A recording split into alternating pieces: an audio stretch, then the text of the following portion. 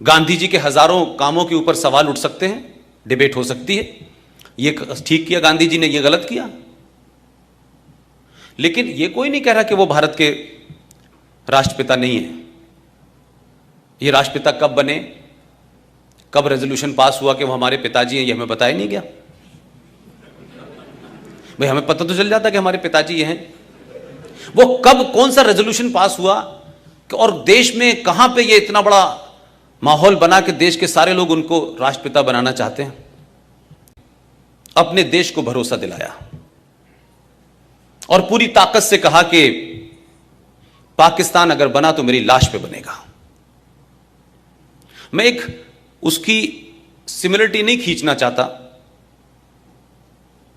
और उस दौर में बहुत सारे लोग थे जो गांधी जी को, उनकी क्या ताकत थी कि जब वो नोआखली के दंगों में गए तो जहां हिंदू मुसलमान लड़ रहे थे, हाथों में तलवारें थी लोगों के, लोगों ने हथियारों से, हाथ से उनके तलवारें गिर गईं। गांधी जी के कहने से इतनी स्ट्रांग अपील थी। तो नाथूराम गॉडसे को भी लगा कि ये देश महफूज है, कम से कम ये गांधी के होते हुए नहीं होगा। आप में से किसी ने 15 अगस्त 1947 को जब इस दिल्ली में जश्न मनाया जा रहा था तो बंगाल में और पंजाब में क्या हो रहा था, ये किसी को अंदाजा है? ये क्यों नहीं देश को बताया गया? और हिंदुस्तान के कौन से डॉक्यूमेंट में लिखा है कि 15 अगस्त 1947 को भारत आजाद हुआ था? कोई डॉक्यूमेंट नहीं है सरकार के पास। नेशनल आर्काइव दिल्ली में चले जाएं, उसमें लिखा है 15 अगस्त 1947 को ट्रांसफर ऑफ पावर हुआ है। लेकिन हम गीत गा रहे हैं आजादी के। लिहाजा गांधी जी ने जो भरोसा देश को दिया, कोई तस्वीर ऐसी याद है हिंदुस्तान के किसी छोटे बड़े अखबार में कि जिस दिन 15 अगस्त को झंडा फहराया जा रहा था तो गांधी क्या कर रहे थे, गांधी थे कहां, कहां बैठे हुए थे? कोई प्रतिक्रिया है उनकी? तो ये आजादी, जिसको आप आजादी कह रहे हैं, जिसको हम सब लोग आजादी समझ रहे हैं, जिसमें 21 लाख लोगों की सरकारी रिकॉर्ड के हिसाब से मौत हुई है, सबसे ज्यादा लाशें पंजाब से की, सबसे ज्यादा उसके बाद लाशें बंगाल में हुई। गांधी के हत्यारे की चिंता है लोगों को। 21 लाख लोगों का मर्डर हुआ, 21 लाख लोग मारे गए, उनका जिम्मेदार कौन है? उसकी भी कोई जिम्मेदारी लेगा कि नहीं लेगा? वो किसके खाते में जाएंगी भाई? और क्या इस देशवासियों से पूछा था आपने कि हम एक लाइन खींच देंगे पंजाब से और एक लाइन खींच देंगे बंगाल में और ये मुल्क को हम बांट देंगे? ये किसने तय किया था? कौन कॉन्स्पिरेटर थे? क्या गांधी जी को नहीं पता? क्या गांधी जी की सहमति से नहीं हो रहा था? कि गांधी जी को नहीं पता था कि कौन कौन लोग इसमें शामिल हैं? तो गांधी जी की क्या प्रतिक्रिया थी भाई? अंबेडकर से उनका किसी बात पे विवाद हो गया तो अंबेडकर जी के पास पहुंचे और कहा कि मैं आपकी बात से सहमत नहीं हूं, और धरने पे बैठ गए। तो अंबेडकर जी के शब्द हैं, उन्होंने कहा गांधी जी, आपकी जरूरत इस देश को है, आप अनशन मत करिए, मेरी बात ठीक है, लेकिन क्योंकि आप देश के लिए जरूरी हैं इसलिए मैं आपकी बात की वजह से अपनी बात वापस ले रहा हूं। फिर एक दूसरी घटना घटी जब सुभाष चंद्र बोस को कांग्रेस का अध्यक्ष बनाया गया, तब भी गांधी जी ने धरना दे दिया। मैं आज पूछता हूं 2019 में, गांधी जी जब जिन्ना अपनी जिद पे अड़ गया था कि पाकिस्तान को बांटेंगे, तो आप उसके सामने धरने पे क्यों नहीं बैठे थे?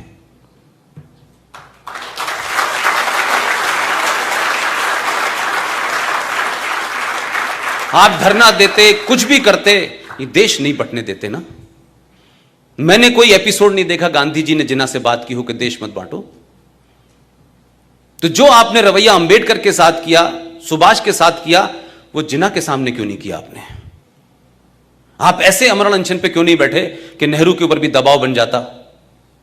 आपने तो उस कॉन्स्पिरेसी में शामिल हुए आप कि जिस जवाहरलाल नेहरू को 14 में से एक भी वोट नहीं मिला था, फिर भी आपने अपने हाई मॉरल ग्राउंड को स्टार्ट किया और कहा पटेल से, क्या कहते कि नेहरू की हार मेरी हार है, और पटेल जी ने कुर्सी छोड़ दी।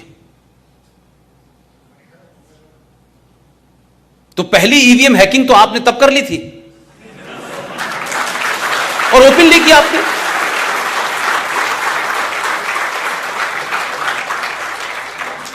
तो हम किसी आदमी को एक देवता की जगह बैठा दें और फिर उससे कहेंगे जो तुम कर रहे हो वो ठीक है, और उस पर सवाल उठाएंगे तो लोग कहेंगे देखिए साहब गांधी जी के बारे में, गांधी जी ऐसे थे। भाई गांधी जी को क्रिएट किया गया, मेरा मानना यह है। अंग्रेजों को कोई पागलपन का दौरा नहीं पड़ा था कि उनके अपना एक अंग्रेज जो कलेक्टर था उसने कहा कि मैं कांग्रेस पार्टी की नींव रखता हूं, A.O. ह्यूम, और तुम हमें मारना और हमें यहां से भगा देना। इतनी सहमति तो मैंने कहीं नहीं देखी आज तक। और मैं कहूं कि पूरी कांग्रेस पार्टी का चरित्र देखें अगर आप, ठीक है कि उसमें बहुत सारे लोग गए, फिर वापस निकल आए, फिर अलग अलग जगह चले गए, लेकिन कांग्रेस पार्टी का पूरा जन्म और कांग्रेस पार्टी की अप्रोच में कुछ लोगों को आप देखें कि जैसे ही इस देश में गरम दल का जैसे ही वो आगे बढ़ता था, तत्काल गांधी जी अनशन, अहिंसा, हम ये नहीं करेंगे, हम वो नहीं करेंगे। जब भी मैंने देखा कि ये ताकतें आगे बढ़ी, गांधी जी खड़े हो गए बीच में आके। और वही ग्रुप जिसे मैं चंडाल चौकड़ी कहता हूं, वही उनके साथ थी। सुभाष बाबू के मामले में गांधी जी ने अनशन किया था, वीर सावरकर के लिए अनशन किया था। तो जो लोग दिल्ली में थे और दिल्ली में सुबह सुबह लिखते थे लेटर टू डॉटर मॉर्निंग, दोपहर में भी लिखते थे, शाम में भी लिखते थे। अंग्रेज पूछता था ब्रेकफास्ट में क्या लेंगे और फिर खाने में क्या खाएंगे। ऐसी जेल अल्लाह करे पूरे देश को दे दे। और एक आदमी, हजारों लाखों लोग अंडमान से लेकर सब जगह थे, उनकी कहीं इस देश में जिक्र नहीं है। तो हम ये माने कि जो हमने नींव रखी है इस भारत की, ये एक बार ढह जाए तभी ठीक है, ये बगैर ढहे नहीं हो सकती।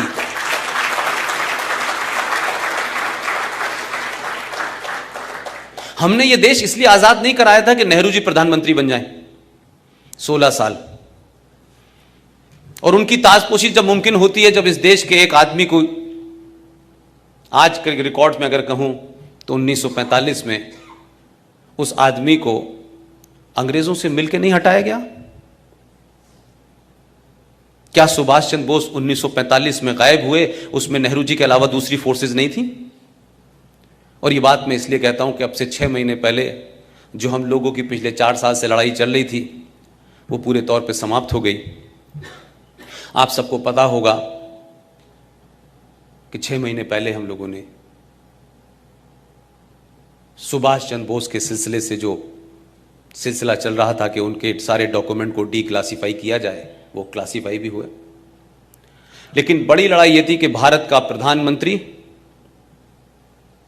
पहली बार आजाद भारत में 15 अगस्त के अलावा 21 अक्टूबर को जब सुभाष चंद्र बोस ने यूनाइटेड भारत में आजादी की घोषणा की थी, उस वक्त मेरा ख्याल है कि दुनिया के 11 देशों ने उसको मान्यता दी थी।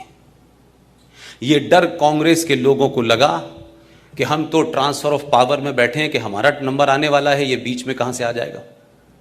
तो क्या कॉन्स्पिरेसी हुई कि 43 से 45 तक सुभाष गायब हो गए, और अभी 6 महीने पहले जब भारत के प्रधानमंत्री 21 अक्टूबर को भारत के लाल किले पे 15 अगस्त के अलावा दोबारा गए और झंडा फहराया।